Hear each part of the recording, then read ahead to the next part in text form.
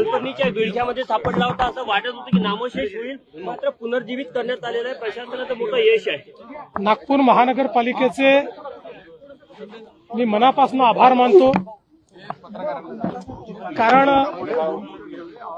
आमच्या लहानपणापासनं किंवा आमच्या वडिलांच्याही लहानपणापासनं जो अंबाझरी तलाव नागपूरचं वैभव म्हणून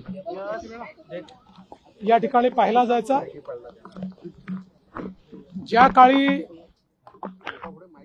पाण्याची व्यवस्था नव्हती त्या काळामध्ये नाग नदीवर बांधलेलं धरण म्हणून किंवा नाग नदीवर बांधलेला साठवण तलाव म्हणून याच्याकडे पाहिलं जातं. अनेक वर्ष या अंबाझरी तलावाने पिण्याचं पाणी नागपूरच्या मोठ्या भागाला दिलं. नंतरच्या काळामध्ये पर्यटनाकरता याचा उपयोग होत होता. दुर्दैवाने मध्यंतरीच्या काळामध्ये पूर्ण जलपर्णीने हा तलाव संपला होता.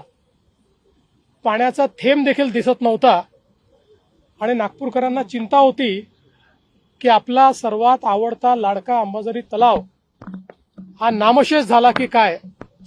अशा परिस्थितीमध्ये महानगरपालिकेने उत्तम काम करून संपूर्ण जलपर्णी संपवली.